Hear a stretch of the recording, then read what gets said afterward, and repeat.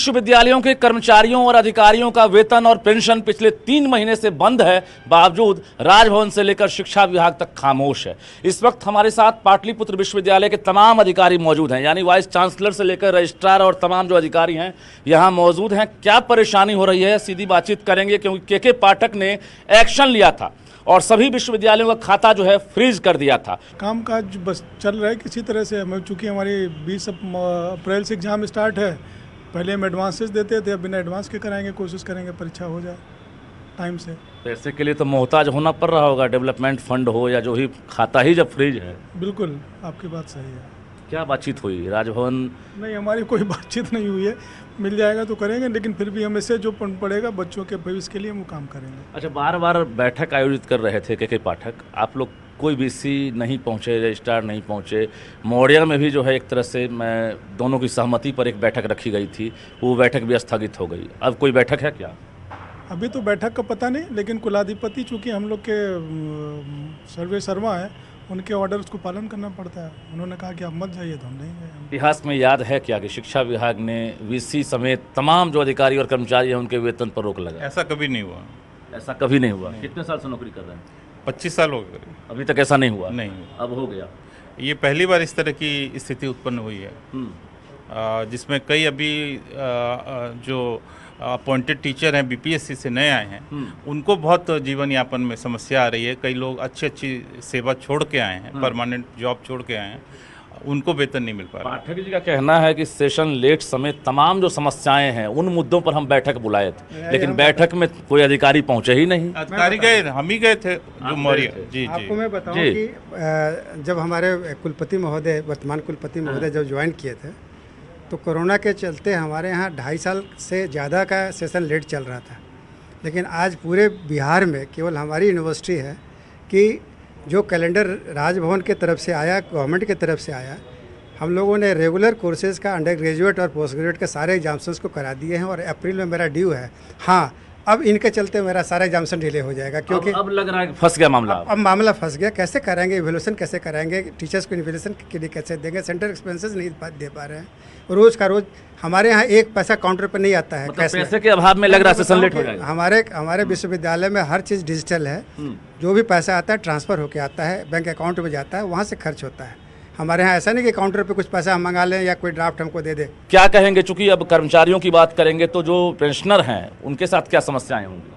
Pensioner को भी समय से पेंशन मिलना चाहिए, बराबर हम लोग के पास संपर्क में आते हैं। लेकिन जब सरकार सब खाता सील किए हुए है तो पेंशनर को कहाँ से पैसा दिया जाएगा? दूसरा जो है, गेस्ट फैकल्टी जो यूनिवर्सिटी बहाल की है, यूनिवर्सिटी के जितने सरकार के पैमाने हैं उसके तहत यहाँ बहाली की गई है। उन लोगों का 12-13 महीना से सरकार पैसा नहीं भेज रही है और बोला जाता है यूनिवर्सिटी अपने से दे। तो यहाँ क्या पेड़ में पैसा फलता है? क्या कीजिएगा आप लोग? अब चूंकि अब परमानेंट और गेस्ट की भी बात आ गई, सरकार से मांग कर रहे हैं कि पैसा दे उन लोगों को। गेस्ट टीचर का पेमेंट तो हमारा वित्तीय वर्ष 22-23 का 2 माह का बाकी है और 23-24 में पूरे 11 माह का सरकार से मुझे एक पैसा भी प्राप्त नहीं हुआ है। विश्वविद्यालय काम काज है वो कैसे कर रही है? विश्वविद्यालय का कामकाज तो अभी तक चल रहा है, कोई हम लोग चलाने की कोशिश कर रहे हैं और इतना कोशिश मेहनत के बाद बहुत कुछ हम लोगों ने लाइन अप किया था। वेतन छोड़कर, वेतन तो सरकार जब देती है, पेंशन हम लोगों ने बहुत रेगुलराइज कर दिया था। मेरे पास 97 पॉइंट कुछ % का हम लोग पेंशन में ला दिए थे रेगुलर करके। और परीक्षा जो हमारे लिए, हर विश्वविद्यालय के लिए, जिसके लिए सरकार का भी कंसर्न था, लेकिन हमारा विश्वविद्यालय शायद हम एक भी परीक्षाएं हमारे यहाँ लंबित नहीं हैं। अब क्या होगा? अब तो ये बहुत बड़ा एक परेशानी, क्योंकि हम जब तक अग्रिम राशि सेंटर पर एग्ज़ाम कराने के लिए हम अग्रिम राशि देते हैं परीक्षा संचालन के लिए, वो हमारे लिए एक बहुत बड़ा मुद्दा बना हुआ है। चैलेंज है कि हम कैसे इतने मेहनत से हम जो काम किए और हमारे पास अब दूसरे राज्य के भी बच्चे आ रहे थे, क्योंकि हम परीक्षा ही नहीं करा रहे थे, हम रिजल्ट के साथ साथ मार्कशीट और डिग्री भी दे रहे थे। आपके चैनल के माध्यम से मैं आपका धन्यवाद ये करता हूँ। और मेरी राय तो यह है कि जो वर्तमान में व्यवस्था बन गई है उसमें शैक्षणिक, प्रशासनिक और ये वित्तीय, ये तीनों ही स्थिति विश्वविद्यालय का है वो काफ़ी चरमरा गया है।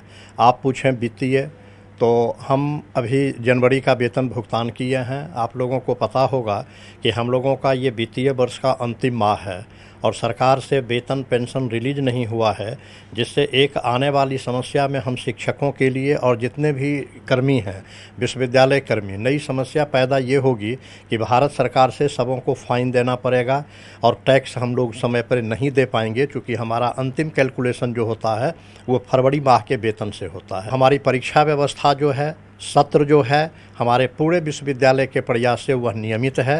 परीक्षा हमारी नियमित है, समय पे परीक्षा ले रहे हैं। कोई भी सत्र हमारा परीक्षा का अब अनियमित होने का डर लग रहा है। बिल्कुल बिल्कुल अनियमित हो जाएगा, चूँकि कॉपी, क्वेश्चन सेंटर को ये एडवांस करवाना, सारी व्यवस्था जो है वो वित्त पे निर्भर करता है। यानी वाइस चांसलर हों, रजिस्ट्रार हों, प्रॉक्टर हों या एफओ, तमाम जो अधिकारी हैं वो अब साफ कह रहे हैं कि अब डेवलपमेंट से लेकर शैक्षणिक व्यवस्था जो है बेपटरी होने लगी है। परीक्षा कैलेंडर हो या फिर जो रिजल्ट है उस पर भी इसका असर पड़ेगा। जाहिर है बीच का रास्ता निकालना होगा, वरना शिक्षा विभाग और राजभवन की लड़ाई में जो छात्रों का भविष्य है वो बर्बाद हो जाएगा।